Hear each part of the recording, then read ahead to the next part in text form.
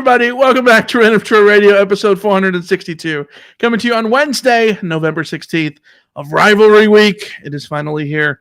USC, UCLA, your Trojans, those Bruins, the Rose Bowl, a ticket to the Pac-12 championship game on the line. It's everything you could ask for. In year one of the Lincoln Riley era, we're going to deep dive into the game, cover the major talking points, make our predictions, and so much more. We'll also be joined by special guest Jake Merrifield of the What's Bruin Show, a.k.a. the saboteur of this episode, for sure. As always, you can subscribe to the show on Apple Podcasts, YouTube, Spotify, wherever you get your podcasts, we are there. You can always email us at randomtroy@fanside.com. I'm your host, Michael Castillo, joined along with my co-host here in the Random Troy studio in Los Angeles, Alicia Artola. Hello, everybody. Hello. We are back. That clearly was the first take, and it was very good at that opening, and we're super excited to be here. Welcome to everybody in the YouTube chats. Everyone's up in here, and it is going. We've got SJ, Tim, Randy, Josh, Kenny, Kyle, Michael, Dave, Ghoul, a million people that I'm just scrolling through that I'm not going to get everybody, and I'm glad you're here. It is a big episode to talk about what I think. I don't know if you agree with me, Alicia. You're going to have to tell me if you agree. I have never, in my 11 years of doing this, have previewed a USC football game where I think the teams were so evenly matched as this week. It is wild. Never. It is genuinely wild. I would agree. This is the most 50-50 game that I can think of in a long time. Not just between UCLA and USC, but in general, just in a long time. It's hard to find teams that are so evenly matched in all of the same mostly areas. It's wild. Absolutely wild. Yeah, we're going to talk about when we preview things like statistics. Everything absolutely tit for tat. SC will be ranked number 3 in something, and UCLA will be number 4. UCLA will be ranked number 2, and USC is number 3. Inversely, SC will be ranked 119th, and UCLA is 120th. Or whatever it is, like, these teams are just right there. They're the same team. They're the same team, different uniforms. One's a public school and one's not. So one has to deal with the UC Regents and one doesn't. One for sure is going to the Big Ten and one maybe. We'll see. It's going to be a hell of a game on Saturday. We're super excited to talk about it, and we're super excited that you guys are here to join us, whether it be live on YouTube or over on Apple Podcasts, Spotify, wherever you listen to us as well, driving down the road, hopefully safely. All of that. Anyways, we got a bunch of news to get to. Let's get to it. We must start with the college football playoff rankings. They came out on Tuesdays, right between our Fallout episodes and our previews, so we have to talk about it. The new one came out yesterday, Alicia. Number 1, Georgia. Number 2, Ohio State. 3, Michigan. 4, TCU. 5, Tennessee. 6, LSU, 7 is SC, ahead of Alabama, ahead of Clemson. 10 is Utah, and then we get the Pac-12 schools, Oregon at 12, UCLA 16, Washington 17, Notre Dame, USC's next opponent is 18, Oregon State, USC's defeated opponent back from September is 23rd. If you were told a year ago this week, Lincoln Riley will be USC's head coach 12 months from now, and the Trojans in the college football playoff rankings will be ranked ahead of Alabama and Clemson, what would have gone through your mind? I would have thought some incredible things had happened, and frankly, some incredible things have happened at USC to get to this point. Some unexpected things have happened to Alabama, certainly. I think that statement of fact is partially reflective of what Alabama has failed to do this season, but it's an achievement for USC just to be in these conversations. Yeah. We're sitting here on November 16th, and we are having realistic conversations about USC in the playoff, which is incredible. Yeah. We've had seasons where it's September 16th, and you could talk about it'd be crazy to talk about the playoff. And here we are, November 16th. So wild that SC's in the position that they are. But of course, they are 3 places out of the playoff as it stands right now. Number 5 Tennessee, looking to be a 1-loss non-division non-champion non-division winner, is still in their way. There's the top 2-loss team in the country, LSU, at number 6. SC has to jump both of them in addition to one of the top 4 falling out of the top 4 to get in. Alicia, do you think SC is still on pace legitimately to get into the playoff if they finish off the season beating UCLA, beating Notre Dame, and then beating whoever they play in the Pac-12 championship game if they beat UCLA? Yeah, I think that history is on USC's side at this point. The LSU question of it all is really a disaster scenario because LSU will play Georgia, and I think we expect Georgia to win that game, thus taking LSU out of the picture ahead of USC. We know that Ohio State and Michigan will play each other, so we presume one of those teams will be eliminated out of the picture from USC. There are disaster scenarios involving all of those teams where LSU beats Georgia, and then it's a 2-loss SEC champion LSU and 1-loss Tennessee and 1-loss Georgia, non-SEC champions, who are all have arguments for the top 4. There's a scenario where Ohio State and Michigan is like a game that's decided in overtime. And then it's whichever one wins goes on to win the Big Ten, and the 1 loss of all of that is a team that everyone still looks at and thinks is very, very strong. I think it's worse if Michigan is the winner of that game and Ohio State is the one that is being talked about as a 1-loss non-champion, because their schedule in general has been better and their win over Notre Dame will start to matter a lot. The problem I really see realistically, though, is Tennessee. I think the other games are going to decide themselves. Teams are going to get eliminated. The problem is that Tennessee is a 1-loss team whose only loss on the season will have been to Georgia at Georgia. So if you're looking at a top 4, yeah, there will be a debate between, let's assume that TCU wins out. Let's assume they win the Big 12.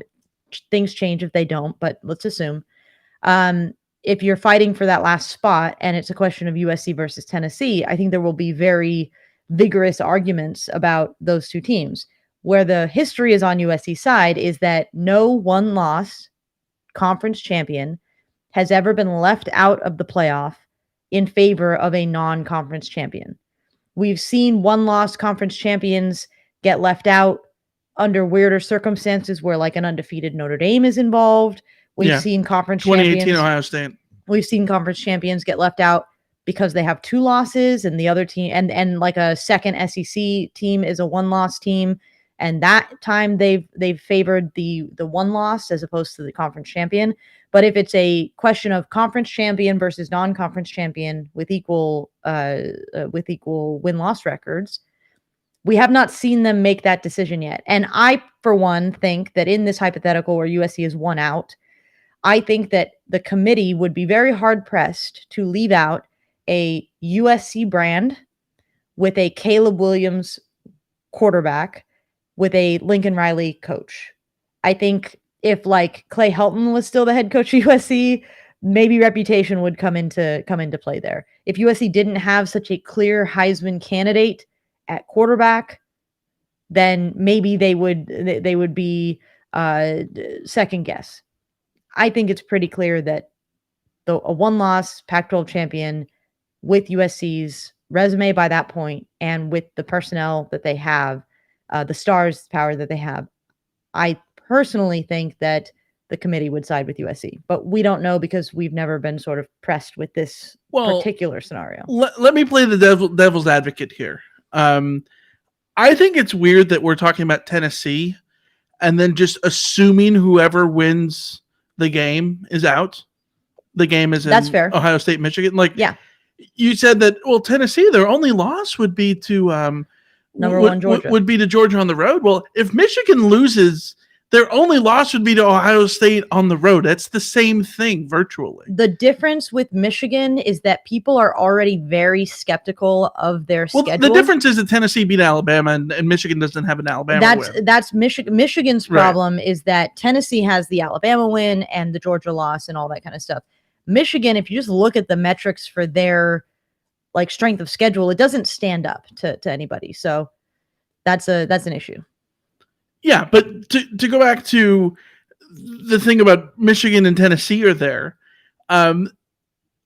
Both SC has to get through both of them. We talk about that no one-loss Pac-12 or conference champ has been out. However, in the final rankings in 2018, Ohio State did not make it. They did not make the playoff because there were 4 one-loss or better Power 5 teams.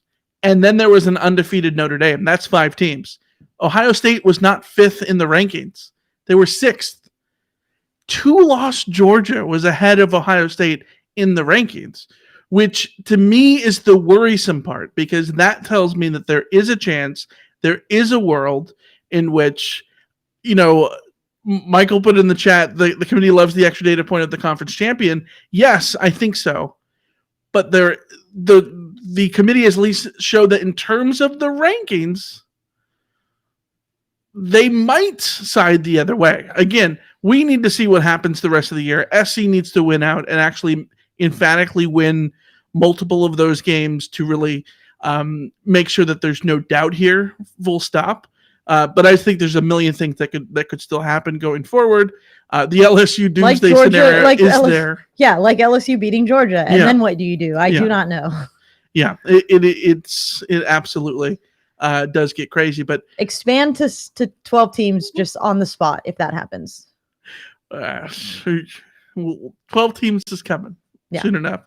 Let's talk about the other news this week. UCLA has confirmed that this will be a sellout on Saturday at the Rose Bowl.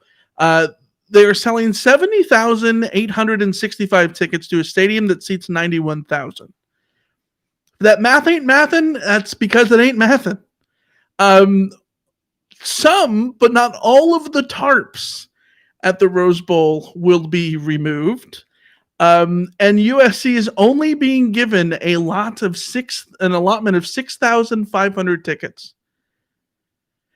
So my childhood, in which I'd go to the Rose Bowl for the SC-UCLA game, and SC would paint the end zones cardinal, and UCLA would paint the sidelines blue with everyone in their colors. Don't expect that to be the case because there's going to be a whole bunch of tarps in the end zone.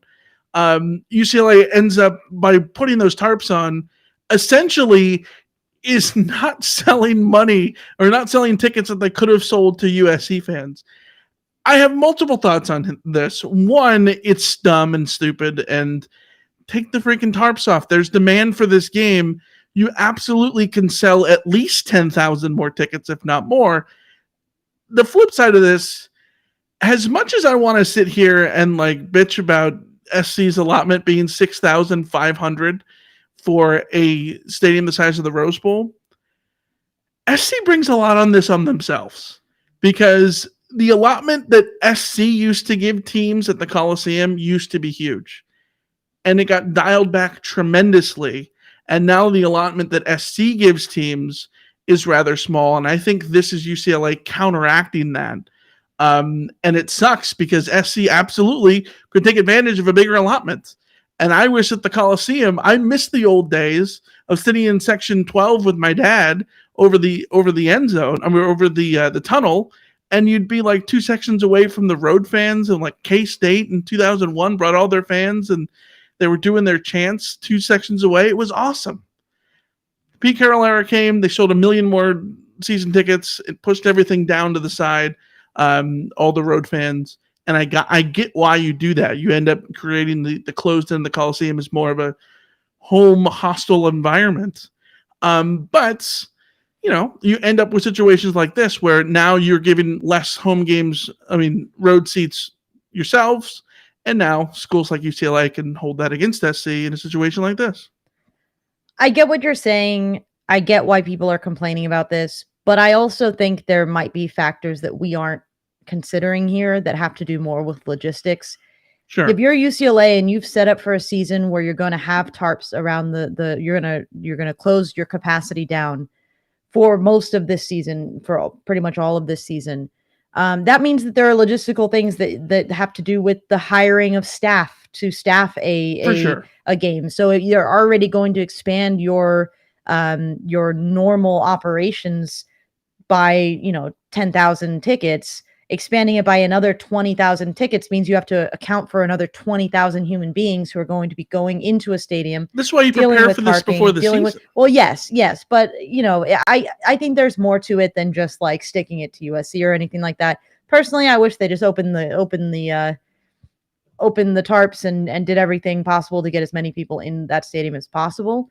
But I also think there are complications that we probably aren't privy to that are contributing to this. Josh in the chat says, Michael's overthinking it.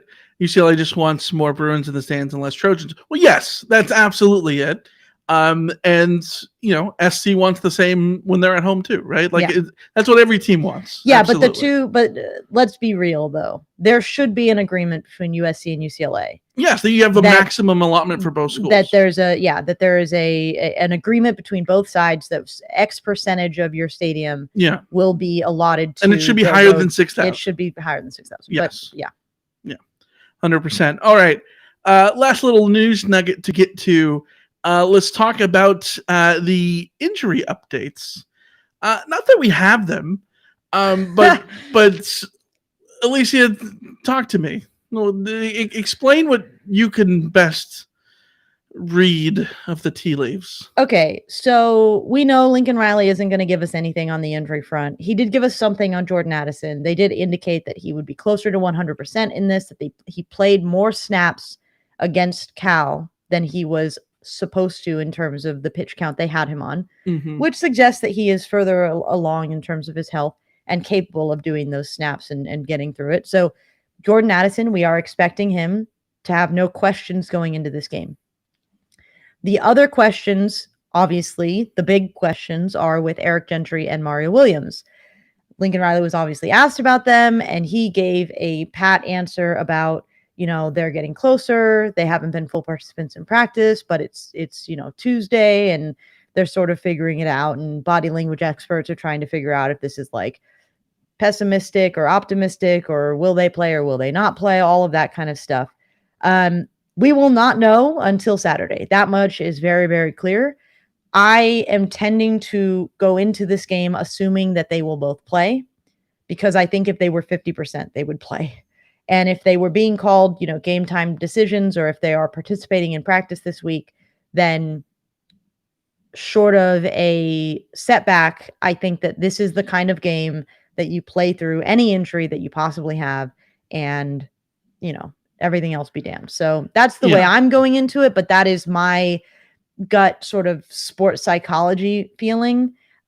We literally will not know until game time.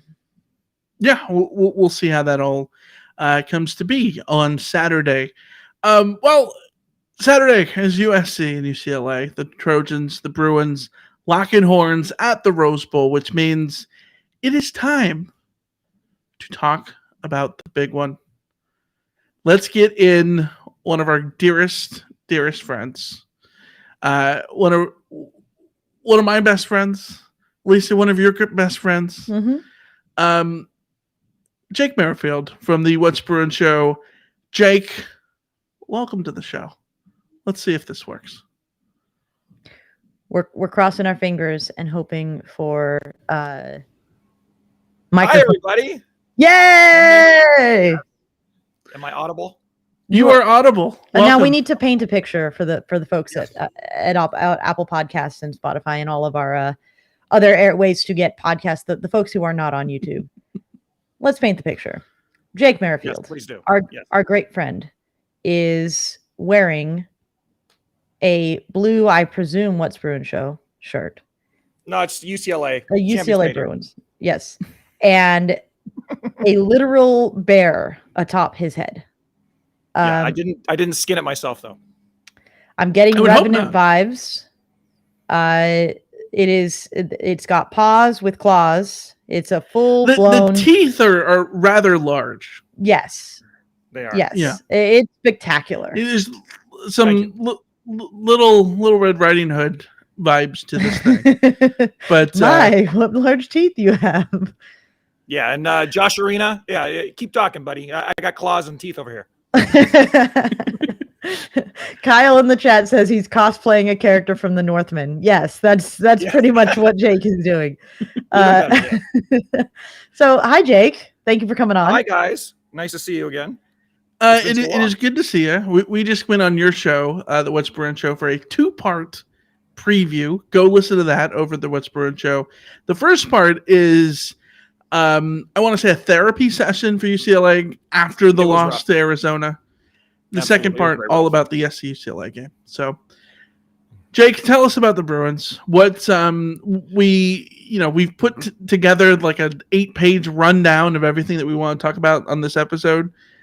But we want to hear it from you. What is what's up with the Bruins going into this week? Because we got a question from SJ that said, do you think there's more pressure on UCLA to win this game than SC? And if UCLA does lose, do you think DTR will petition the NCAA for a 9th year of eligibility?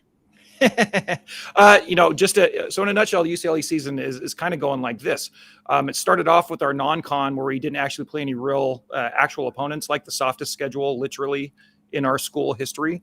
And that went okay for us, but I think everybody was still really on the fence after, 5th year Chip Kelly, 3 horrible years, 1 kind of mediocre year last year. And he really had to kind of do a lot this year just to sort of win any fans back into his corner. And so after the non-con, and that close scrape versus Southern Alabama, which turned out to be a decent team, but at the time we didn't know that. Everybody was still very like, what's going on with this team? And then the Pac-12 season starts and they launch like a rocket ship, beat up Washington. And then they have the setback versus the Ducks, but you could kind of explain that with being a road game and all that stuff and everything going into that. And the season was just going hunky-dory, just like you guys. We were super happy to be here right up until we ran into that brick wall against the freaking Wildcats. And now, as you know, last night on our show, I've been in like 4 days of despair. I'm trying to pull myself up for the Crosstown Showdown because obviously, this game just always means something, but it certainly has been lessened given the fact that the Bruins strike out once again in a big moment. So as far as the fan base goes, I think it's still kind of very, very divided. There's people that I don't think Chip Kelly will ever win back.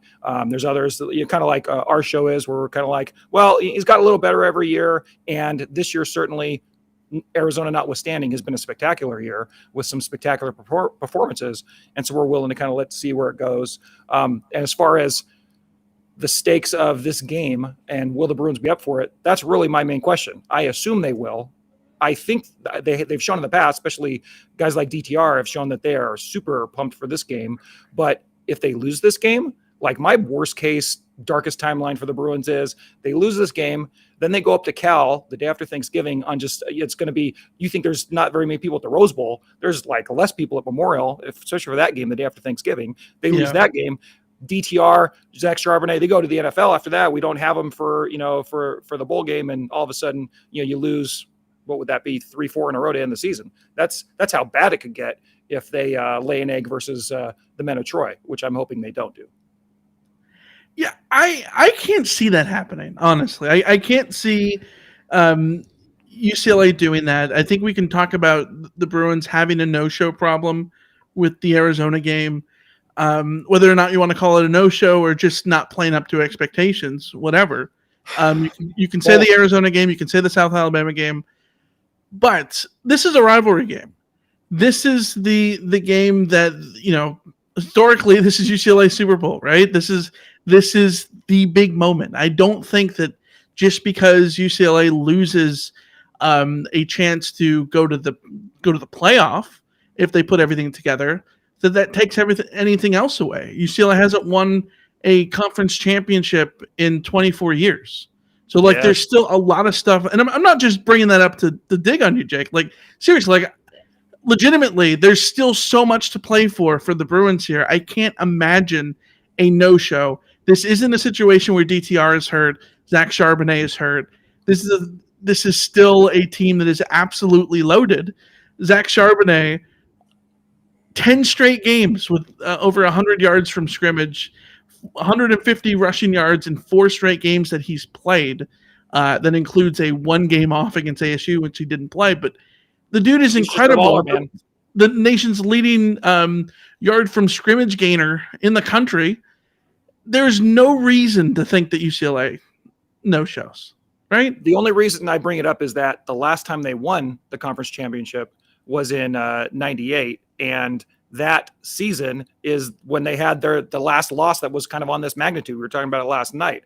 And as a scarred Bruin fan, I remember the next game after that, which was a repeat of the horrible game against Miami. And so, look, if you ask me, do I think the Bruins are going to show up flat? I don't think so. But I'm saying if things go horribly wrong for them, if you would ask me a week ago, are they going to show up for this game flat? I'd say 0.0%. Now it's a non-zero chance, and that does kind of worry me. Yeah, I mean, the thing that it comes down to for me is that this offense and this defense kind of mirrors what we've seen from USC's offense and USC's defense. I actually think it was just kind of hilarious that the same week that USC was having trouble with Arizona, it was against Cal, UCLA was having a literally identical game against Arizona State. And so the parallels between these teams are huge. So if we assume that both of these teams come in fired up, if we assume that both of these teams come in prepared and ready to go and play at their top speed, there's going to be some offense. There's going to be some offense going on in this game. So what have you seen from DTR? What have you seen from Zach Charbonnet and the overall UCLA offense that has taken them from, I think we've looked at them as a good but not great offense, or maybe an inconsistent offense in past seasons, where suddenly this looks like a Chip Kelly elite level offense. What is the difference? 100% is DTR, because Zach Charbonnet was really, really freaking good last year. And the Bruin offense has really ebbed and flowed with how good of a decision maker DTR is and the type of plays he makes. And there's been moments early in his career. I know, I'm looking at your chat thread and, all the jokes about him being on Social Security and stuff. And yeah, he's been there a long freaking time, right? And early in his career, he was at his best really, really good, like when they scored like 70 points in the fourth quarter against Washington State that one game. But at his worst, he was fumbling the ball, 4 times in a game and giving the other team, 28 points. We haven't seen that bad of a DTR in a couple years, but even last year, he still, his biggest problem last year was that he got hurt a couple times. And so he wasn't able to really put down the stats in every game. And that was the knock on him. This year, he's been healthy pretty much the whole year. He sat out a couple series here and there, and they've been a little conservative with him here and there. But you really can't say anything but good things about his performance. I guess the one you could probably chip away was this last game against Arizona, but that was more of a team-wide thing other than Charbonnet. So it's really DTR is, I think, the key that unlocks so much of this offense. With that being said, Zach Charbonnet is their bona fide, Charbonnet's probably their best player just because he is an unstoppable force. But I think it's DTR. Yeah, I mean, that's certainly what I have seen in the limited amount that I've watched UCLA. It's DTR not making the same kind of mistakes that he had in the past. So I guess my question is, even watching the Arizona game and watching what I did of the Oregon game, I didn't see the DTR experience level mistakes from him, but UCLA still lost those games. So in those losses, what happened? Where did things go wrong for UCLA against Oregon and against Arizona, just across the board? Because I'm honestly struggling to figure it out. Like, I've identified against Oregon, settled for field goals, and against Arizona, I still don't understand. Just couldn't keep up, but that doesn't make sense because you got the horses to keep up. So where did things go wrong in those games? So I think there are two very distinct reasons, separate and distinct reasons. The Oregon game, number one, a big part of that, I think, was going up to Autzen and the, playing on that hostile environment. And then as the game started to unfold, they were kind of going toe-to-toe with Oregon and everything was going well. And then that onside kick happened. They steal the possession. And then further than that, going into the half, they weren't able to get any scores. And Lanning, I'll just say, he, in that particular game, he outmaneuvered Kelly in all of those kind of key moments. And then combine that with the Bruins not being able, even though they were very efficient in that game, they weren't as efficient as they have been in other games. And they got too many threes, not enough sevens, and they just couldn't kind of keep up with Oregon, who kind of everything, that was a game for Oregon where kind of everything that could go right went right for them. And it wasn't an everything went wrong for the Bruins in that game. It was just enough things went wrong going up against a white hot team that it got kind of sideways on them. So I really wasn't worried about that game. And I was hoping that if, we could have held up part of the bargain and ended up with a rematch against Oregon in the Pac-12 title game, I thought, they wouldn't be favored in the game, but they would have a very good chance of pulling one out. The Arizona game to me is entirely just that team came out flat as a pancake on offense.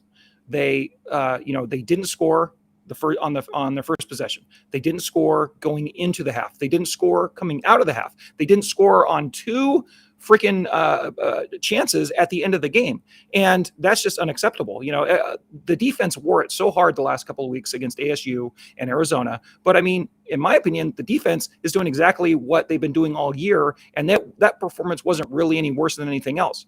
I know we'll talk about it later, but if the defense could be a little better in the red zone, then I'd take it. Otherwise, they're kind of doing what we expect them to do. The offense has to perform, and they didn't against Arizona. And a big part of that was, once again, referencing your chat, the guys are saying that DTR was kind of a train wreck at the end. He wasn't the train wreck that he's been in the past, but he just wasn't making the big plays. We didn't make any spectacular plays. And, I thought that they didn't manage the game well, and they were flat, and that opened the door for a wildly inferior team to beat them. And it was a shame because all of the contenders in the Pac-12, we talked about this yesterday, all of them struggled early. I mean, nobody had a worse quarter of football than SC did last week in their first quarter against Colorado. Yeah. But then what happened? They blow the doors off them.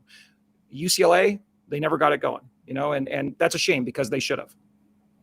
Yeah, to switch things over and talk about the defense, we got a question from Dave in Orange County. How comfortable do you feel now that Clancy Pendergast is running the Bruin defense? I'm terrified. If this is news to anybody, he is now that same Clancy Pendergast. Yeah, I know that guy you're thinking of, that dude is now UCLA's acting defensive coordinator because Bill McGovern is not AWOL, but he's not around at the moment. Unavailable. He's unavailable. There you go. He is the shrug emoji. Yes. Yeah, his status is just very up in the air. We understand it's a health thing. Obviously, we hope that goes well, but he hasn't been at practice, and Clancy is the defensive coordinator. And yeah, this is a UCLA defense that's much like SC's defense. The stats that are good are mediocre, and the stats that are bad are horrifically bad. I think the interesting things you mentioned, the red zone side of things, and yeah, UCLA defensively 121st in red zone conversions, 106th in red zone touchdown rates, 101st in points per drive, 126th in fourth down conversions. Those are the pivotal moments in the game. And so to go to Dave's question, knowing that that's where UCLA's defense has been year long, how do you feel now that Clancy Pendergast is the one sort of calling the plays? If you just said like in a vacuum, oh, you're going to switch out your defensive coordinator that nobody had heard of before, last April. And then we were all like, oh my God, they just hired a clone of the last old guy that Chip Kelly had for 4 years. And then he turned out to be a pleasant surprise at the beginning of the season. And then you said, oh, we're going to place him with Clancy Pendergast, knowing that we know, from his career throughout the Pac-12. I would say I am terrified and not super thrilled about it. But with that being said, I said it just a few minutes ago, I haven't really been upset with the defensive performance in the last couple of games. Against ASU, they got plenty of stops, and then they got put in a horrible situation in the second half where DTR and they had a fumble exchange error, put the ball on the ground, and then had a 3-and-out. And the defense ended up being on the field for, probably 2/3 of the second half, and they gave up some points. But like I said, the bar for this defense is not super high. It's just be mediocre and then let the offense do its thing. And so far with Clancy, I think he's been calling 3 games now, I believe. And I haven't seen a real big change in how the defense has performed. So I would have been worried about it, but it looks like they're the same as they were. Yeah, at this point, you would think the system is the system, right? I am looking forward to a formation where like there's like nobody with their hands down, because I know on the ground, I know that's my one of my favorite Clancy Pendergast games, the Vegas Bowl against Fresno State. SC ran a 1-5-5 defense that entire game. One dude with his hand in the dirt, and there was George Uko on the defensive line, and everybody else was standing up, and they completely shut down the car, which Derek Carr. Yeah. Yes. Anyways, we did get a question from Eric that says, curious on Jake's insights of having a dedicated special teams coach or splitting that responsibility. Both SC and UCLA do not fare particularly well as special teams teams in general. UCLA is ranked 84th in SP plus special teams. I don't have SC's rank in front of me, but I think it's in the hundreds. This has been a problem with SC. We talked about it on your show last night. What are your thoughts on having a dedicated coach or splitting it up? Number one, I think UCLA special teams has suffered in that it's had 2 really horrible games, but then a few games that were either mediocre or pretty good, depending on what unit you're looking at. Just to kind of break it down into parts, their field goal unit is just barely mediocre. I mean, the guy is missing a lot of kicks. He had a hot streak in the middle of the season, but now, I don't trust him outside of about 40 yards, and it's fine because Chip Kelly doesn't like to, he likes to go on 4th down anyway. So it hasn't really been a factor the last month or so. They're probably the first game of the season, and this is kind of like, I think everybody saw this play, even all your fans. They had a punt blocked at the Rose Bowl by Bowling Green. It was the most blocked punt in the history of the Rose Bowl, I think. Like, no one's ever blocked a punt better than that. I mean, the guy, completely took the ball off the guy's hands and just destroyed him, or off his foot, I should say. But since then, everything's been pretty good. Their punt per game, they only punted like twice a game, basically. But their punting game has been pretty good. Their coverage has been pretty good. They haven't really let a long return go at all. And their return game has actually been really good in that they've got numerous, they've almost broke a couple. One they had to get Kazmarelli and I get tripped on it for him to not score, but he's got multiple returns to midfield. So I think that the Bruins special teams this year is better than that rating, but it's not like spectacular, if that makes any sense. And so as far as like having a special teams coordinator, I don't know if it's made that big of a difference. The guy that's our special teams coordinator is also like our inside linebackers coach. So I don't really know exactly how much dedicated time there is one way or the other. But I will say their special teams are better this year, with the exception that they don't have as good of a kicker, but they're better this year than they've been in the past. Yeah, and we've said it before, like people, when John Baxter was SC's special teams coach, people hated how much time SC devoted to doing special teams. But now that SC doesn't have a special teams coach, suddenly it's like, well, why aren't they doing this? And you can't win either way. The what's going to win you things is just to be good enough not to get the criticism. And SC certainly could be better. Sounds like UCLA could be better in that aspect too. But Kaz Allen is certainly a danger man for the Bruins, assuming that he's able to play. He missed the Arizona game. But last question for you, Jake, before we send you on your merry way. You've got to like dry clean that thing before you take it to the Rose Bowl. Yeah, no kidding. Yeah, and then you got to get it all nice and spiffy so Josephine is still interested. That's right. Prediction. You gave a prediction on your show. Tell our listeners how you're feeling going into Saturday, and lay out your prediction for us. Okay, well, I'm trying to remember the exact score. I think I have it in my head, but I'll lay it on you. But I can see two scenarios in this game. I can see a scenario where the Bruins do come out a little flat. They're deflated. It's just like 98 all over again. I'm reliving a nightmare. And if they come out like that, I think the Trojans blow the doors off them. I don't think that's the way it's going to go, just knowing what I know about these players in this particular year. And I think they're going to bounce back with a good performance, and I think they're going to be hopefully get the A game out of them. Now, you don't know how the breaks are going to, the lucky breaks are going to go. But I think that, when you take these two teams that have two amazing, just blistering offenses that have shown times where they cannot be stopped and don't make a whole lot of mistakes, quite frankly, on either side, I think that's kind of an even matchup there. But I think that UCLA's special teams are a little better. So there might be a return that puts us in better position, or something like that might happen.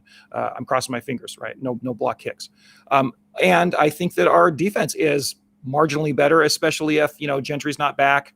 Our defense is we're missing one of our really good defensive backs. I think he might play. That's Blaylock. I'm not sure if he is or not, but our defensive unit is pretty much the same unit it's been all year. And so I think that they're a little better than SCs, especially with the injuries. And so I think that the Bruins are going to win the game. Based on all the projections out there, Bill Connolly has them as a half-point favorite in the game. And I think another projection has them as a half-point dog. Talk about the Bruins. Yeah. So my final score is going to be UCLA at the Rose Bowl. They're going to defeat the mighty men of Troy. 45.5 to 35.5. Book it. I don't know how you're going to get to the score, but that's what it's going to be. Awesome. We love you, Jake. Thank you for coming on. It is a blast. We got to do this more often now that we finally figured out that we can do it. Yeah, people in here. It's awesome. Come on.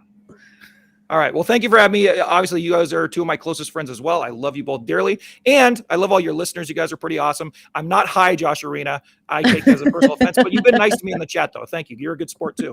But, guys, thank you very much. And, yeah, I'm available anytime. Have me back. All right. We will indeed. See you later, man.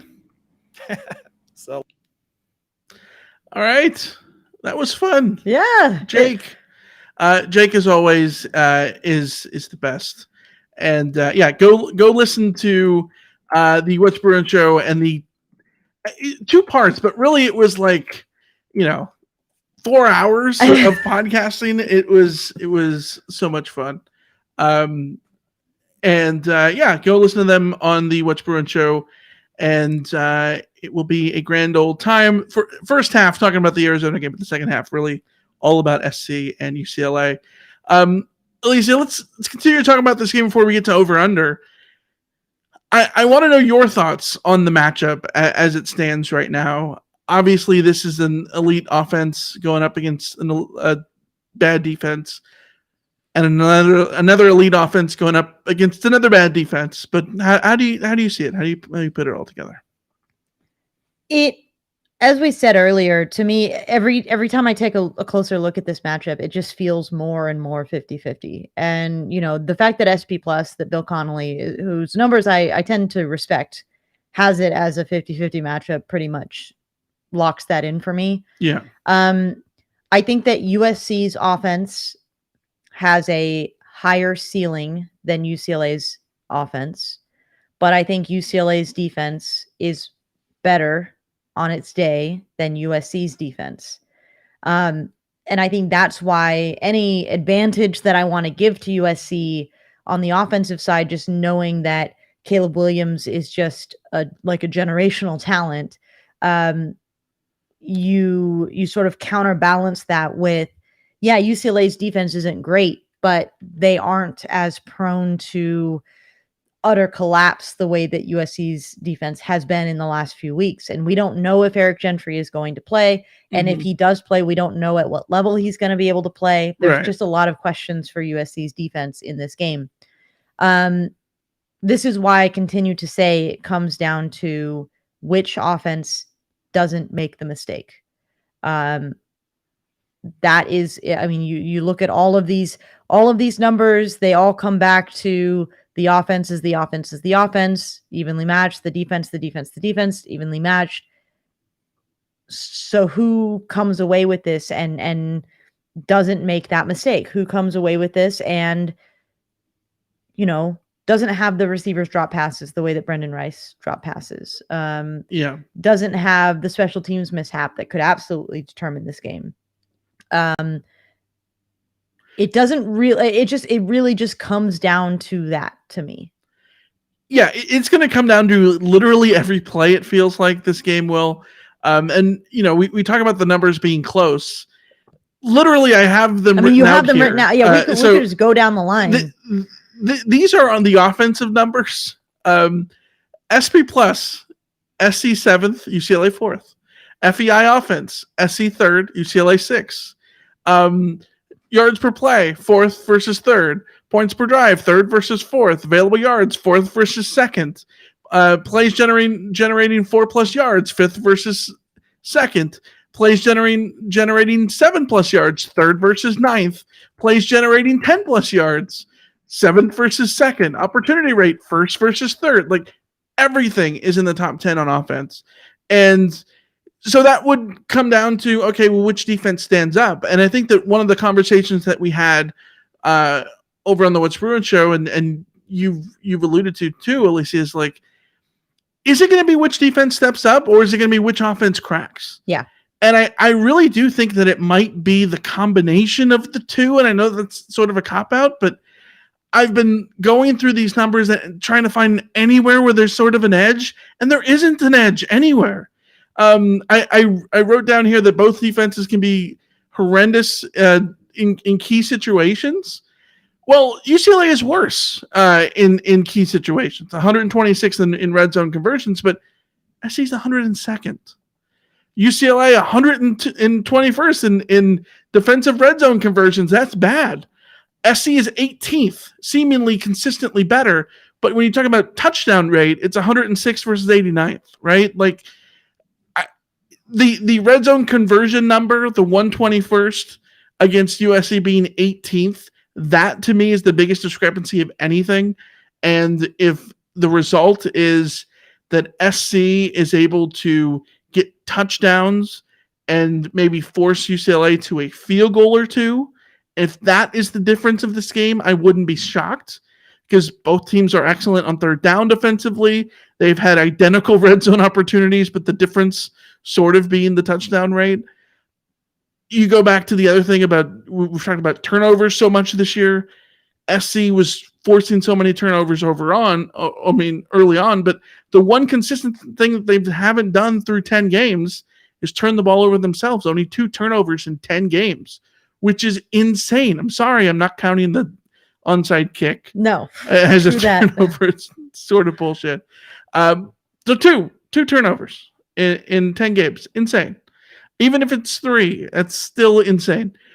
UCLA, to their credit, is not turning over the ball much. In terms of giveaways, they're 22nd in the country. They've only given up 11 turnovers, but they're not forcing any. Well, and to me, it's the combination of that two things that make me lean sort of to SC. Sometimes when I'm looking at this, I'm like, well, they're not forcing turnovers, and the red zone conversion stuff is just so bad. Yeah, I 100% agree. And I've spent a lot of time talking about how evenly matched both of these teams are. And so you have to really dig deep to find the differences between the two. And I think on offense, it's very clear it's UCLA's running game that is superior to USC's running game, because Zach Charbonnet is who he is, and Chip Kelly is way more willing to use his running backs than Lincoln Riley apparently is. Yeah. On defense, it's very much UCLA's running defense is actually somewhat stout, somewhat reliable, where USC's is absolutely not. But the big difference is that USC has been turnover machines on defense. They have created the critical sort of havoc plays that has allowed them to come away from at least the first 6 games with really respectable looking lines as far as the points allowed. UCLA's defense across the board, this is why I say UCLA has an edge on defense, because they're less likely to give up the yards. They're less likely to give up the drives. They're less likely to give up those sort of basic in-between things on defense. but like the results but have been very similar. The less likely is so negligible, though. Yeah, I mean, you talk about the yards and available yards. UCLA is 90th, SC's 92nd. Like they're right there. Well, and UCLA is 101st in points per drive, and USC is 87th. So like, defensively, defensively, USC is letting teams drive on them, but USC is better at getting a negative outcome, even though somebody is driving at them. So these kinds of things are sort of a philosophical philosophical differences between the two teams. But it's also very difficult too, because UCLA philosophically has a new DC who's calling plays for them. And that might, I don't know. It's hard because the games that we've seen from the Clancy Pendergast run haven't necessarily told us where the difference is in these teams. So I'm not even sure what my point was about this whole going down this whole thing. It's really just like, if I want to give an edge, it's that if it comes down to like probabilities, right? So I think the reason I continue to give USC the slightest edge is like, if you force me to choose the probability, who has the higher probability of making the game-winning play, I will side with Caleb Williams. And on the defensive side, if you have to force me to decide like who has the bigger probability of like creating the game-changing negative play, it's USC's defense to a certain point. Yeah. But all of that is contingent on those moments coming good and USC taking advantage of those moments. And we can look at the numbers all we want. We can look at, probabilities and all of this, but that doesn't mean that just because USC like defensively, we will assume has like is 75% more likely to create the big red zone stop that they need to win the game. That doesn't mean that they will create the big red zone stop it comes down to it, like you said, individual plays, individual moments. And that is what is the difference between USC being undefeated this year and not? It came down to one play. Yeah. It came down to one play, the 2-point conversion, or any other play before that to prevent that touchdown. Their fourth down plays that they didn't get the job done. All of those things, that is ultimately what cost USC. So it can come down to one play. And if it comes down to one play, then it's still, for me, no matter what probabilities you put out there, if it comes down to one play, it's a 50-50 shot of who makes the play. And you imagine if Utah doesn't score on the 4th down play, like, yes, if they don't score on the 2-point conversion too, but they don't score on the 4th down, even better, because SC wins that game by a full touchdown. I think it looks better on the eye test. Or what if there isn't a holding call on the return that really but I'm just talking about then one USC play. Gets in a field goal range. And yes, but I'm talking about one play. One play, they make the 4th down stop. And I think that it's crazy how that one play has the domino effect from all of that is nuts. But it's insane. Yeah, but before we get into over and that one play could come in the first quarter. We don't. First, second, third, fourth quarter will matter in this game. Yeah, and hopefully if it does come in the first half and involves someone's knee down, hopefully the reviews of the Rose Bowl will be working this time. That'd be an important thing. No, but and I hate to say it too, like this game could come down one side or the other. It could come down to the one call that goes against one team. It just so 2 points I want to make before we get to over under. One, as much as I keep going, well, to go off the Clancy Pendergast thing, what do we know about Clancy Pendergast's defense? He likes to shut down one thing over anything else. Yes. That is his MO. And he will, he's going to take his chance about what he shuts down. I think, realistically, he is not going to do what you think. In the sense that if you look at this team, SC without Travis Dye, it makes logical sense to drop 8. Drop all those guys back, force Caleb Williams to stay in the pocket for 8 million years and get coverage sacks and try to bottle up the receivers, especially if Jordan Addison just now getting back to 100%. We don't know what the situation is with Mario Williams. The other guys are young, and and realistically unproven compared to Jordan Addison and that kind of stuff. So defend the pass, drop 8. That's what you should be doing. I don't think there's a chance in hell that's what Clancy Pendergast does. I think Clancy Pendergast looks and says, this is a team that is, number 1 in opportunity rate, USC. Statistically, one of the best rushing teams in the country on a per play basis when they actually run the ball. Mm-hmm. I think he's going to go all in on taking that away, seeing that Travis Dye is out, and that's going to mean potentially more corners out on islands. It's going to potentially mean trying to force SC to get something out of Austin Jones, if anything, and open up the passing game. And opening up the passing game, I think, makes better space for Malik Brown, makes better space for all of those receivers who are just waiting for their breakout game. Another one, your Michael Jackson III's, your Kyle Ford's, Mario Williams, if he comes back. Like, all of those guys, I think it would be a huge mistake if Clancy Pendergast goes all in on shutting down SC's run and forcing SC to pass, because we saw what happened against Utah. We saw what happened against Arizona. Yes, SC lost that Utah game, but SC, even as a pass-only one-dimensional team, is extremely dangerous. Flip it to the Oregon State game where they had to run the ball and were a one-dimensional team on the run and couldn't throw, then suddenly everything sort of crumbles, right?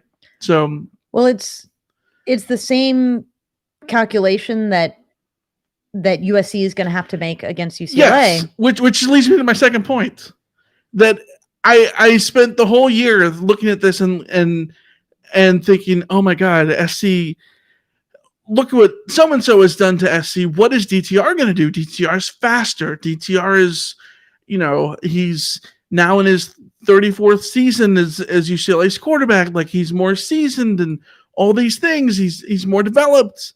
What is he going to do? If Jaden Delara can do this, what is DTR going to do? And I've sort of overlooked Zach Charbonnet because SC hasn't played anybody nearly as good as Zach Charbonnet. SC has not faced a rusher on the level of Zach Charbonnet. Zach Charbonnet, why are we not talking about him in the Heisman race? Seriously, 4 straight 150-yard rushing games. He's rushed for 100 yards in 7 of 8 games. The only 2 games he hasn't have been teams called A State. Like, the dude is incredible. He in the games he's played, and he's missed some because of injury, he's had one where he didn't rush for 100 yards. Just one. It was against Southern Alabama, and he had 78 yards, 6 yards of carry in that game. So it's not like he had a bad game. Yeah. It's absurd how good. You're right. It's absurd that he's not being talked about. The reason he's not being talked about the Heisman race is because A, UCLA, B, he's been injured at times, and C, because DTR is the guy getting the headlines. But you're right. He is the danger man. He is the Josh Kelly who could absolutely. And we've seen what happens with well, that, and right? we know Chip Kelly is willing, right? Like this is the thing, is that if Chip Kelly has a running back. has a running back like Charbonnet, he's willing to just throw him out there and crush you with him, which is why I think it's interesting the calculation that USC will have to go into with. We know USC's rush defense is not strong, and part of the problem, the big problem here for USC, is it's not strong because they emphasize shutting other things down. It's not strong because the linebacker and defensive line play is terrible against the run. But they also haven't played a team that is willing to potentially run the ball as much as the Bruins. When they played Utah, this is not the Utah team that is all about winning. Run. This is not the run. Utah, the Cam Rising show. Yeah, it's the Cam Rising show. Who he's going to scramble, and that's going to be similar to DTR, absolutely. Yeah, but they don't have a Zach Charbonnet on their roster this year. But this is why, it's strange that I will still come into this game agreeing with you that, all season I just looked at it and went, man, DTR, what is DTR going to do to this team? What is DTR going to do to this team? I think if you're USC, you have to sell out to stop the run. Number 1, sell out to stop the run. Number 2, Every single person in Cardinal and Gold on that field all night against UCLA must have this one thing in their head. The play you make is to keep people in front of you. Mm-hmm. Do not let DTR step up and scramble. Do not let I would give up all the yards I possibly could. I would sacrifice yards to just keep everything in front of me. Don't pass rush aggressively around the edges. Don't aggressively attack the line of scrimmage. Sit back, tackle well, and don't let them get behind you. Like that's the number one thing, because DTR is very, very good. He is better than he's ever been. But the fact of the matter is, if you have to choose where you're going against this UCLA offense, the smart thing is still, if we're going to lose, DTR is going to beat us with his arm. So that's it. I was watching the Cover 3 podcast talk about the Arizona game, and Zach Charbonnet rushed for like 181 yards in that game. And they were making the argument, if you're Arizona, who cares? Yeah. Let Charbonnet get all the yards he can. If that slows UCLA down and forces them to be more methodical, you force UCLA into being less explosive. And it just makes me wonder, is that the move for SC? Is to give them the run and then defend the pass? I mean, maybe it is. Maybe it is. I mean, not that you want to give away anything, because UCLA is surely capable of beating you either way. But I don't know. I think it's going to be fascinating. I would almost don't sell out against anything. Maybe is sort of what I'm saying. It's just like keep them in front of you. Like if Yes. Charbonnet wants 5 yards a carry, I would take that, so long as you're not giving him 20-yard runs. Like if DTR wants to scramble for 5 yards, I'm perfectly fine with that, so long as you're not letting him scramble for 30. Like, limit big plays. That should be the philosophy. And of course, this is where USC gets into trouble, because saying that is a lot different than doing that, because that requires your linebackers to be in position and it requires your defenders to make tackles. And YOLO. You say limit big runs, and you mentioned 20-yard runs. UCLA, only 3 teams in the country have had more 20-yard runs from the Bruins: UAB, Florida State, and Ole Miss. And then if you go to... They have 14 30-yard runs. 30-yard runs, still only 3 teams are better than that. Kansas, TCU, and UAB. So, they have twice as many 30-yard runs as anyone else in the Pac-12. Yes. So, and twice as many 40-yard runs as anybody else in the Pac-12. Well, all of this, terrifying. This is a terrifying offense for tackle. FC The whole week, I would have just had them doing tackling drills. Like, just tackling drills constantly. Yes. All right, let's go to over-under. It is a big week for over-under, of course. I have a huge lead. I'm now up. Got 38 over-under wins. You're at 32. What is your first over-under line of the SC-UCLA week? Okay, I've learned some lessons from last week. I am still going on like season highs, but I'm pulling back from what the season high is. I'm looking at Jake Bobo receiving yards. Jake Bobo is UCLA's wide receiver who, every time we watch him, feels like he's a tight end. Can I make a confession? Yes. I made this on the What's Bruin Show. I spent the entire year watching UCLA football thinking that Jake Bobo was a tight end. Every time I've seen them play, I feel like they use him the way that they would always use their tight end, like Caleb, Greg Dulcich or whatever. Dulcich and Caleb Wilson and all those guys. So he's not a tight end; he's a wide receiver, but it feels like it. So he had a season high of 142 receiving yards against Washington. Mm-hmm. But that was only one of 2 100+ receiving yards games for him. So like, he hasn't been high volume in terms of yards. He had 101 against Oregon. So I'm setting the line at 125.5 receiving yards for Jake Bobo, taking into account that despite the Dalton Kincaid performance and despite what Dorian Singer and Arizona's other Wiley did, USC actually hasn't let a singular receiver really like eat them up very Yeah. much this season. Dorian Singer had 141 yards against USC, but like except for Kincaid, that really hasn't been the MO. Guys aren't getting like the 150-yard performance from a singular receiver. So I think it's going to be really interesting. Does Jake Bobo go off or does he not? Does USC have an answer for him or do they not? So 125.5 receiving yards for Jake Bobo. I think it's over. Taking the over? Okay. I think this is easily over. I think if, I mentioned the stupid thing about Bobo being a tight end, but realistically, he's someone who can beat you all over the field, which is a testament to what a tight end can do, in which he can be lined up inside, right? And so I think you can put Bobo inside and attack just like Kincaid ate, and he's going to be able to attack differently than Dorian Singer, and all those Arizona guys. But it's going to be like a $140. Could see a $140 for Bobo. The dude he has like big game against SC written all over him. Every time I see him. See, the thing is, big game against SC could be 110 yards. So like, I'm actually very happy with this. It could be just the big moments. Yeah. Sure. Yeah. Sure. But give me the over there. Mine is going to be over under 173.5. Zach Charbonnet rushing yards. That sounds insane, but hear me out. Why is it 173? Well, against ranked teams, he's averaging 157.5, 124 against Washington, 198 against Utah, 151 at Oregon.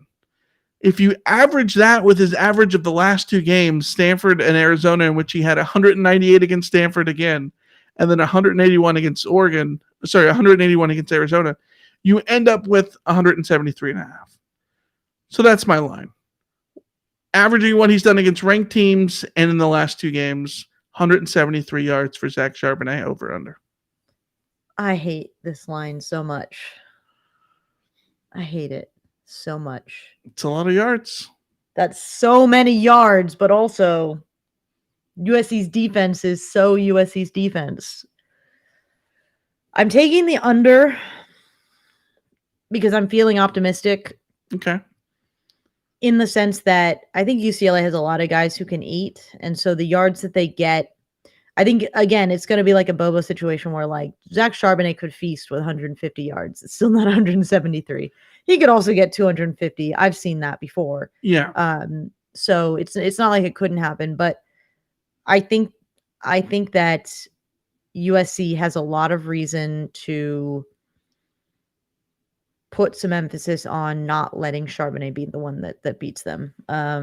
Yeah. Well, they could. So I'll go under. If Kaz Allen does play, he could end up getting some carries. I mean, against ASU, 11 carries, 137 yards.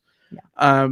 He kind of takes that Demetric Felton role that UCLA has like to use, where it's like sort of like a Tyreek Hill, like he's a running back, but could be a receiver, but he's a running back, but like Deebo Samuel kind of situation too. Yeah, Amon-Ra St. Brown against Colorado. Yeah, exactly. So you will take the under on 173.5, which locks me into the over. Too high of a line. I'm taking that under. Yeah. Okay. What's your next line? All right, I'm going 14.5 rushes for Austin Jones in this game. USC's backup running back. Travis Dye obviously injured. He was averaging 88.4 yards per game on 14.5 rushes per game this year. He had several games where he was above 20, but in general, he's sort of been in that lower realm. Austin Jones had a season high carry of 12 against Fresno State. He had 11 after Dye went out against Colorado. So do we think that Lincoln Riley is going to just transition to, well, Austin Jones is the new guy, and so he's going to get the carries that Travis Dye would have gotten? Or do we think that this will be a true mix and match between the three, Jones, Riley Brown, and Darwin Barlow? Do we think USC will just choose not to run in general? Lots of questions around the usage of Austin Jones in this game. So 14.5 rushes, that's carries for Austin Jones. So we think that the game that's most comparable to this one is going to be the Utah game, right? Yes. Is that fair? Yeah. In the Utah game, Travis Dye carried the ball 11 times. And that was with Travis Dye being the undisputed number one. He had 11 carries in that game. There's no way Austin Jones gets more than 14 and a half. Considering that he's going to be splitting with Riley Brown, potentially Darwin Barlow getting some carries in there too. I think this is an under for sure. I have a You think they're going to go all in on the run? That because Travis Dye, like I think I'm split because I agree with you that like my instinct says that Clancy Pendergast will decide he's just going to not let USC run the ball at all because we've seen him do that. But at the same time, like without Travis Dye, I think there might be like a little bit of mind game going on where USC ends up running the ball more because UCLA is not expecting that or not putting the assets behind stopping it. I go back to Clancy more than anything is going to probably take that away. And if Lincoln is already leaning pass heavy, like we've seen the second half of the season, then Clancy doing that, it's very easy for Lincoln Riley to be like, well, then, okay, then, all right. Yeah. Well, we'll see. We'll pass then. Mind games are weird in college football. So. Yeah, they are for sure. My next one is over under 90.5 Riley Brown yards from scrimmage. He had a career high 90 last week against Colorado, 76 in the season opener against Rice. Trojans will not have Travis Dye.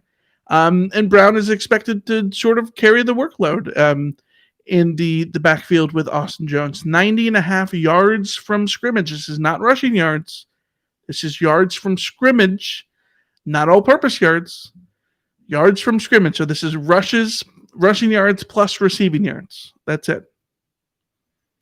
Yeah, my instinct is to take the under here, so I'm going to take the under. Okay. It's really about my sense that Riley Brown doesn't have the full-blown trust of the coaching staff yet. Okay. There are too many athletes in this offense who will have opportunities to touch the ball and gain yards and all of that, especially if Mario Williams is back. I think it's just like, I think really, again, it is like with Bobo and Charbonnet, like Riley Brown can have a good game and an impact on this game while still having 75 yards. I don't think he's going to suddenly be given the keys to the car. That's sort of my sense. You want a thought process of this one? I think as a barometer, if that over hits, that is a insanely good thing for SC. Absolutely, yes. If Riley Brown gets like over 100 yards from scrimmage, something's gone right. Good happens, yes. I think. Yeah. What's your last one? Okay.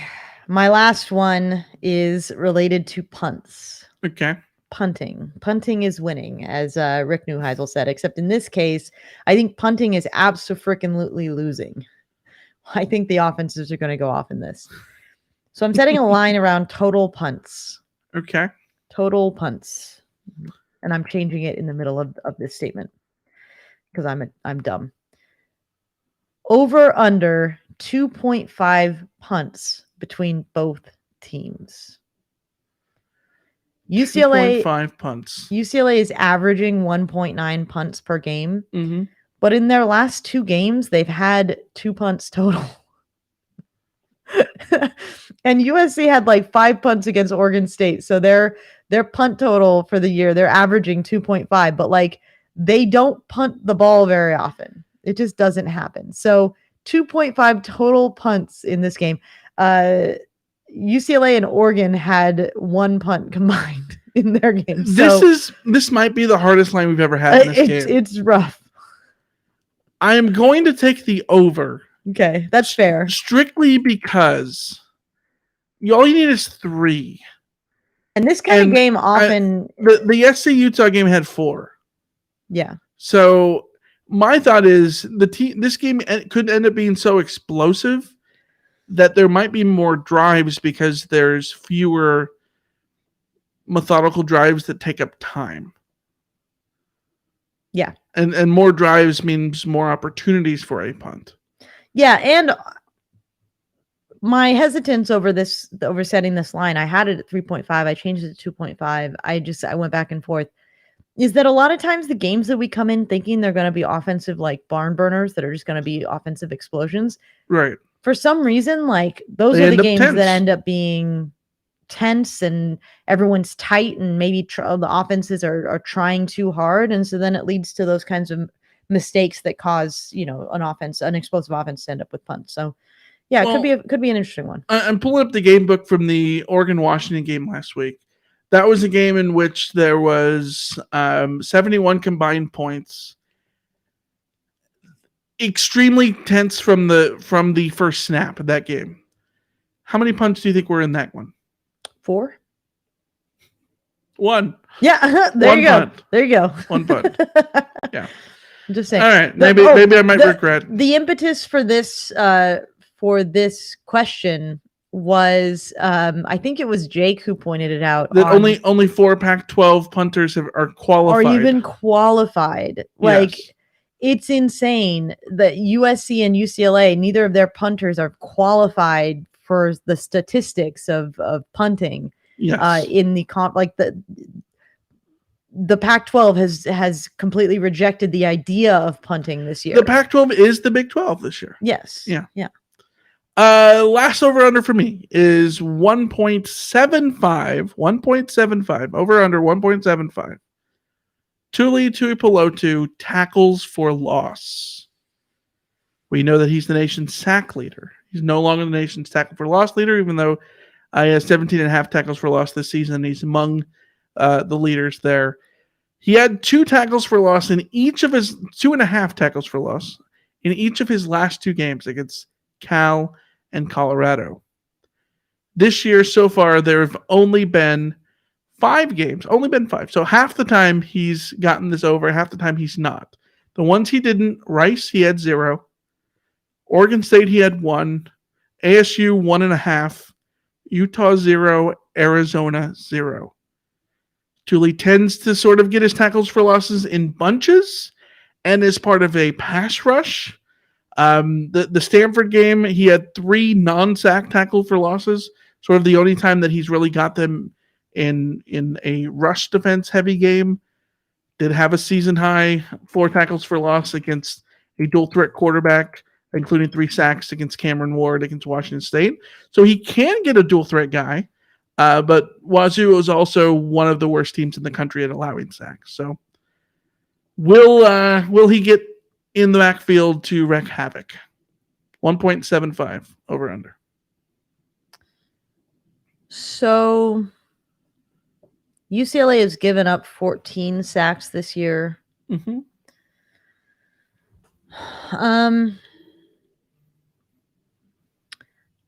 My instinct says under. I'm going under. I'm taking the reverse psychology route here. I'm okay with it. I just think back to the Utah game and the Arizona game, and those are the quarterbacks that are closest to what DTR does. Yes. And I am not sure that UCLA has given up 42 tackles for loss this year, though. Yeah, but they're only 16th in the country in terms of tackles for loss allowed per game. Okay. Yeah, I just don't see a lot of, like you said, I don't see a lot of rushing tackles for loss in this game from USC. I think that it would have to come from sacks, and we've seen Tuli not be able to get to guys like Cam Rising and Jaden DeLaura, and so I'm just going to go with the under. I think my likelihood here is that he'll get 1, but not 2, so I'll go with that. Yeah, this to me is another barometer. Yes. If the over hits, you're feeling good. Yes. Yeah. If the over hits, that is a big sign that things went very well for USC. That is the over-under. Let's get into game predictions. Bill Connolly's metrics have the Trojans with only a 49% win probability because the score is 35-34 in favor of the Bruins. I think it's literally like a half point or something that separates the two. It's insane. Vegas Currently, as of Wednesday when we did this rundown, as the Trojans as 1.5 point road favorites. They opened up as 2.5 point favorites. The over under currently sits at 75.5. Opened up at 77. Alicia, what is your prediction? I'm going USC 65, UCLA 62. I think this game is such a 50-50 shot. This is such a 50-50 matchup that I am predicting overtime and maybe 2 rounds of overtime to get two, up to 2 rounds. I think we go to the 2-point conversions. Yeah. So yeah, 65-62. I think there's a very good chance that I'm very wrong about this game in terms of, like I said before, Bill Connolly's numbers at 35-34. I could very much see that happening in that weird freak way that the big offensive matchups don't score as many points as you think. I also have too much respect. 35-34, not scoring as much as you think. Well, no, I mean, I know what you mean. Though. Yeah, I know what you mean. Yeah. But I also have too much respect for Caleb Williams and DTR and Zach Charbonnet and Lincoln Riley and Chip Kelly and all these offensive minds that I'm going high scoring and I'm going overtime because of it. Like, I think there's a chance that, regulation ends at 35-35 and then it just goes on forever in overtime. But really the overtime rules don't exist that way anymore. They let you because do you go to the shootout back and forth? It's one overtime and then the second you just have to start going for 2-point conversions. You still have to score touchdowns. Yeah, but they're only going to score you 2 points, right? No. You have to score. Point? You have to score a touchdown and go for the 2-point conversion in the second overtime.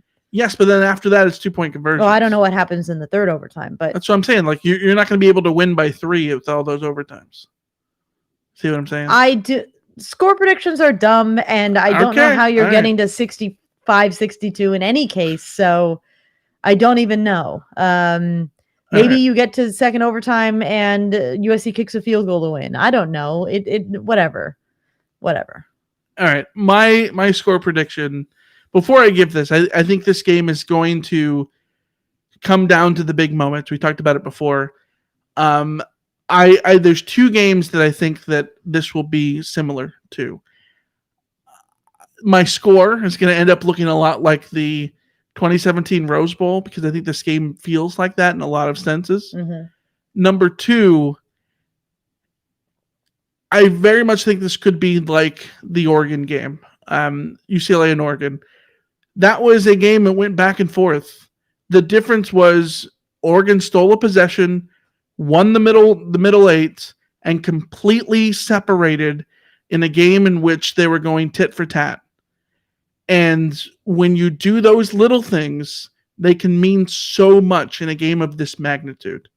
So who do I trust to get a turnover or to get that extra field goal stop? I think I trust SC to get that. And so I have SC winning this 52-48. But man, it easily could go either way. I think SC playing UCLA after the Arizona game makes them even more dangerous. And if it's anything like any of these predictions, it's going to be a game you're going to remember the rest of your life. Mm-hmm. I personally like Kenny from THT in the chat giving a score prediction of 17-14. You never know. That would be hilariously fun. Yes, in a not fun way. It would be so fitting because we went into the Utah game and at least I argued it would be a low scoring game. Yeah. I thought that, this is going to be a low scoring game and then it ended up completely blowing up. So yeah. Let's go to the mailbag, open up the questions in our mailbag. We start with a message we got from Pacific Northwest Church. We got a bunch of them the other day that says, now that Alicia's guy dies out, who are the candidates to win her affections as Team Bay? Who you got? Who's your magic man? No one has the mustache quite like Travis Dye. He's just memorable. I might be Eric Gentry. You gotta get on the field. He's got to get on the field. Yes. Yeah. I think that, I don't know. We'll have to see. I think that has to come to me in the moment, All you right. know? Next question. Let's say that you could pick either Austin Jones or Malik Brown to have 150 yards from scrimmage on Saturday. Who do you pick? Which one would be a better sign for SC? Raleek Brown. Yeah, I think so too. Because if Raleek Brown is getting 150 yards from scrimmage, he's breaking some long ones. Because he's not a grind him out back who's going to get that on. I think Austin Jones needs 20 carries to get that. I think counterpoint. Not to get you off here, but counterpoint. Would it say more about how the game goes if it's Austin Jones, because that means he would have more success for longer, because we assume that Raleek Brown would have an explosive 150 yards versus Jones's methodical 150 yards? That's a fair counterpoint. I don't know. I think it's Brown, but just throwing that out there. Yeah. Next one for you is, obviously, we want our Trojans to win on Saturday, says Pacific Northwest Trojan. And if that happens, is it better for UCLA to beat Cal the next week to make our win over the Bruins look better? Or do we root for the most hilarious outcome, which would be UCLA winning 3 in a row to end the regular season, earning a spot in a crappy bowl where they belong, not being motivated and losing, thus ending with 4 straight losses? I think it's clear what I want. UCLA can eat its own butt forever. Tell us how you really feel, Pacific Northwest Trojan. No, for me, it's UCLA beat Cal. You want USC to have as many ranked wins as possible at the end of the season, and really, it doesn't really matter what UCLA does at that point. The thing that will pain UCLA the most is USC going to the playoff and getting a chance to compete. So, yeah, I'll take that. I want UCLA to beat Cal to stick it to the UC Regents. Yeah, that'd be fun. That's fair enough. Cameron says, do you feel better or worse about playing UCLA after the loss to Arizona? Worse, I think. Now that it's like a beehive that's like riled up.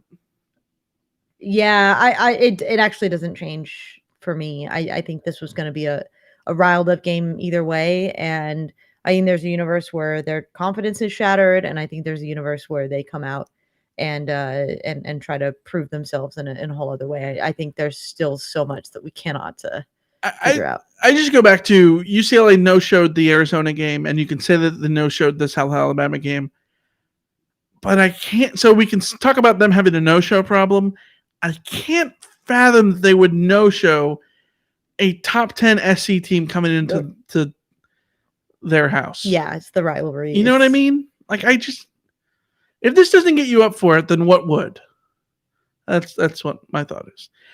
Cameron says, do you think there will be more USC fans than UCLA? Not if the distribution is what it is. No, that's not a reflection.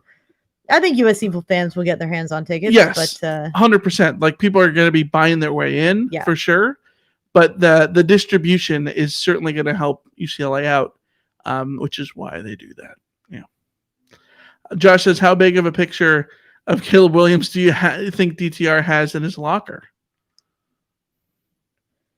It's one of those ones that takes up the whole door. Did you have what did you do in your locker in like high school? Or did your like fancy private school not have lockers? You had like you each got like your own personal study room or something. No, we had lockers. I want to say I put stuff up at one point, but I'm also just straight up lazy. So I think most of the time you didn't buy like the racks to like stack your stuff in? I had one of those little shelf things so that I could stack, and then I had on the door, I think I had like some magnets and like a mirror or something like that, but I don't remember. Like, it wasn't a lot. It was just like one of those generic things you pick up at Target when you're there. Were you a paper book cover, a cloth book cover, or a sticky book cover person? I was a cloth book cover person in high school. They really came around when we were like in middle school. I think.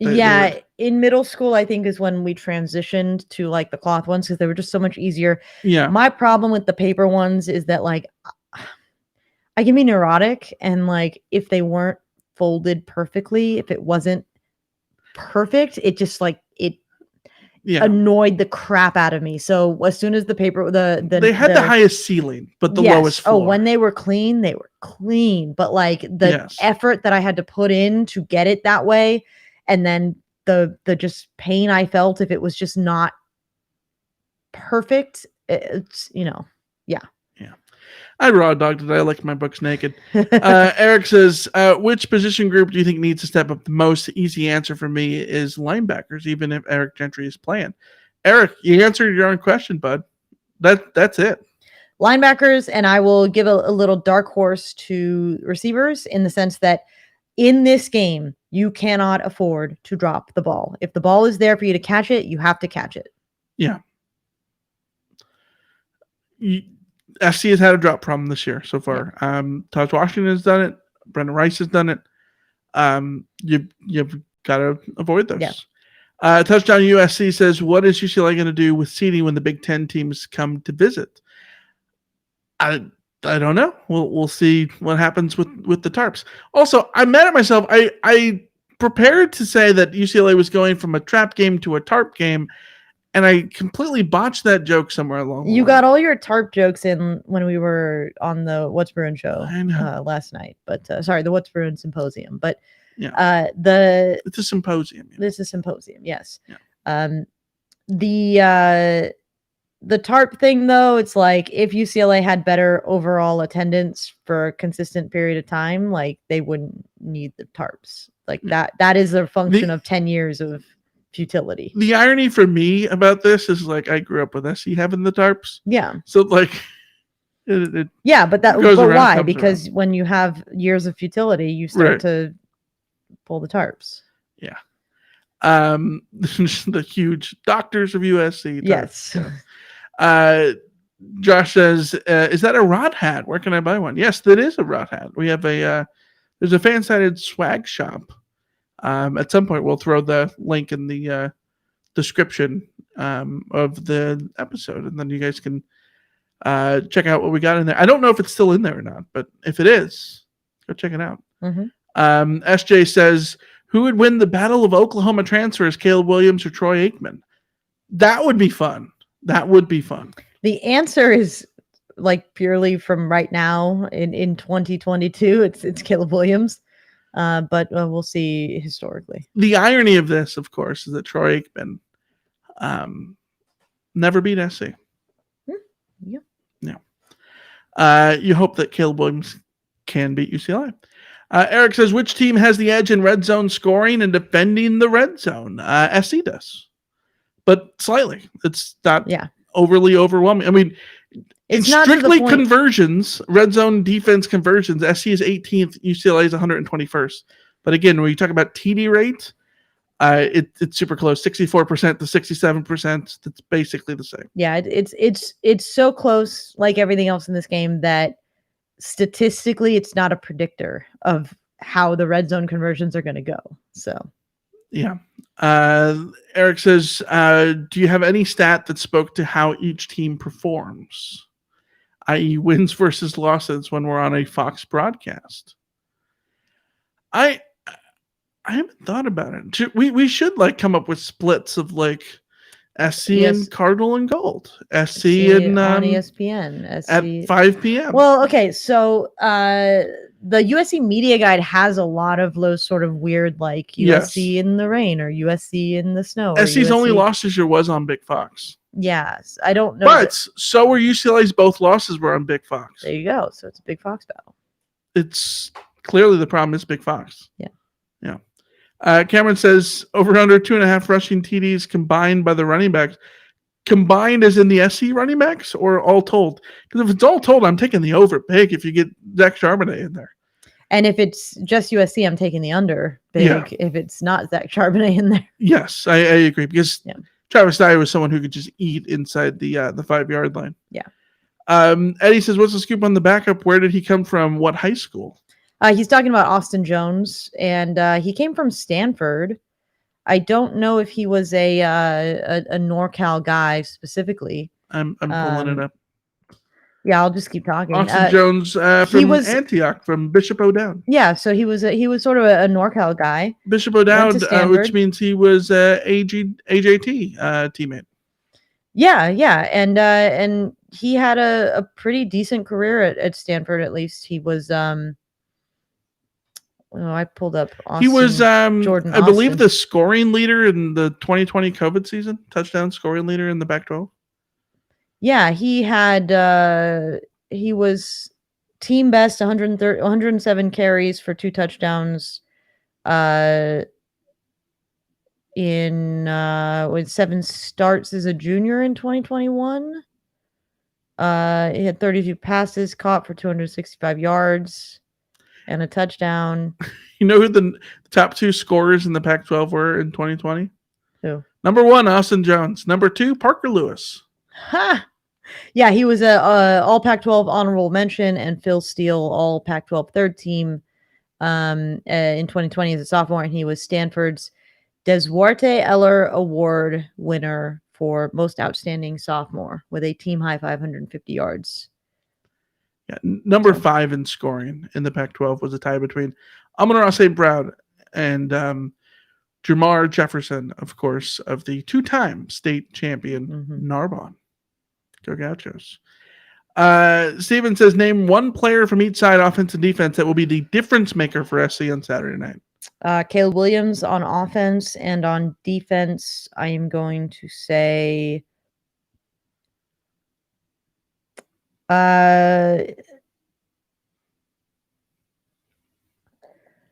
if it's Thule, it's a good thing. Well, that's what I'm trying to think. I'm trying to think, like, if it's Thule, it's a good thing. If it's Eric Gentry, it's a good thing. If it's Kalen Bullock, it's a really good thing.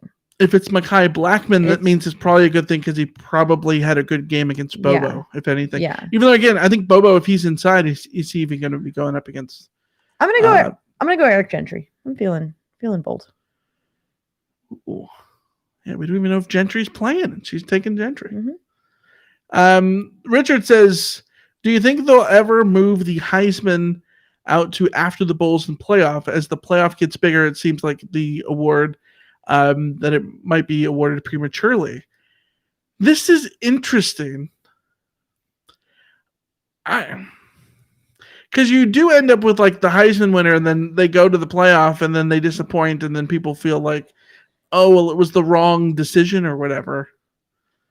Yeah, I sort of get the feeling that the Heisman likes being the sort of early December, in between the start of bowl season, like getting that platform.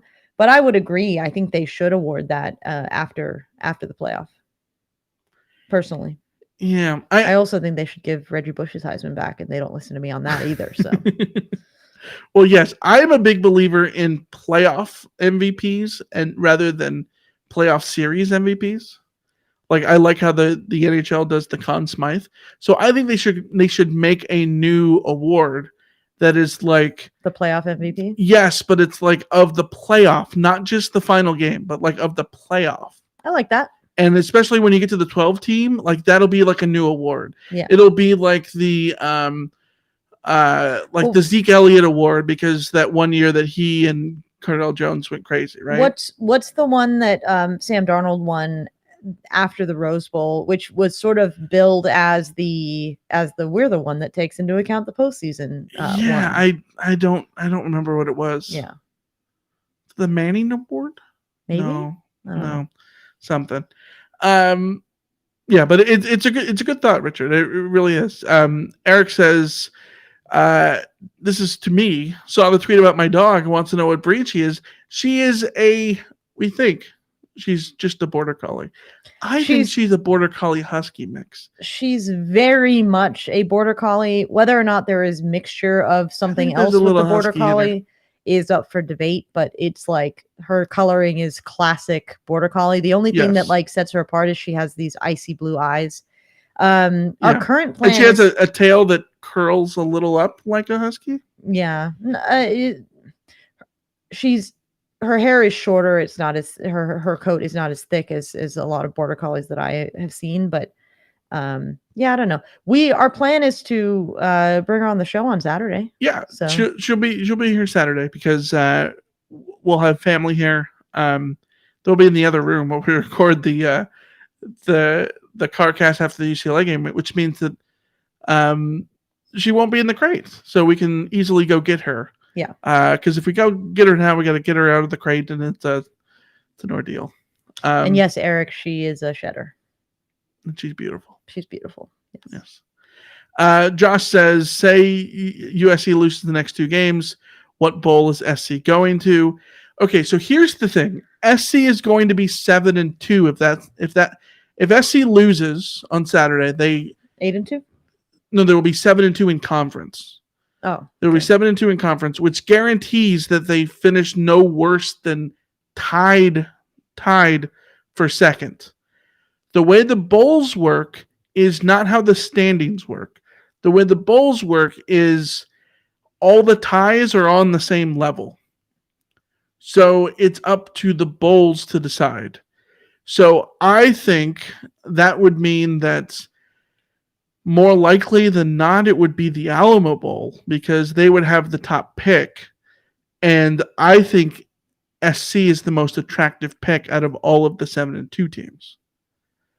Considering Utah has been there in the past, Oregon has been there in the past, UCLA has been there before. You want Caleb Williams on your? I think they might broadcast. take SC. SC's never been to the Alamo Bowl. That would make the most sense. The worst case scenario is everyone denies SC and SC falls to the Holiday Bowl, which no one wants. Yep. Randy, do you think David Bailey will be the next Stanford transfer? Who knows? I think there could be a huge mass exodus up at Palo Alto for sure. USC fans everywhere should be praying and hoping that David Bailey recognizes that he could come to USC and be an immediate starter and an immediate star and basically save the USC defense single-handedly. That's my opinion on that. Yeah. Kyle says Reggie has his Wendy's sandwich back. Isn't that enough? Can we talk about the commercials? They're great. I think it is incredible how much better college football adjacent commercials are than anything else. Yes. The Heisman House commercials. Heisman House is good. They're all good. Dr. They're all Pepper. legitimately good. Fansville commercials. Top tier. Better than any Super Bowl commercials. The one where they bring in Bryce Young and it's got like the whole like my parents now, like also Bryce Young, very Chef very kiss. good in those commercials. Yes. And then Reggie is like infectious and charismatic as hell in all the Wendy's commercials. Yeah. The only Wendy's commercial that I thought was a disappointment is the one where like it's workaholic Leinart, where he's like outside working and not doing the other stuff. Like, yeah. But even then, like you're allowed one dud. Yeah. So, Eric in the chat says the Archie Griffin winner. There we go. That's correct. Sam Darnold won the Archie Griffin Award. All right, we've gone nearly 2 hours. This is the longest episode. I mean, it's the UCLA preview episode. Yes. So if we were going to go big, this was going to be the one that we were going to go big on, and we're going to go big on the CarCast. Yeah, because you're going to win or lose. The pup will be here to make us all feel better in the worst case, and we'll celebrate with little Jesse if things go well. So. All right, we will end it there. SC and UCLA Saturday night, 5 p.m. Gus Johnson, Joel Klatt on the call on Big Fox. It's going to be a hell of a game. Then right after, we will be here live on YouTube to talk about it, digest it, figure out what the hell happened. You're going to want to listen to that one. Yes, absolutely. So thanks for listening as always. You guys are awesome. Make sure that on your way out that you like and subscribe if you're here on YouTube, if you're following us on Spotify and Apple Podcasts, that you subscribe to us there, leave us a review and all of that. We couldn't do this without you. And we'll be back when we see you. Till then, see ya. See ya.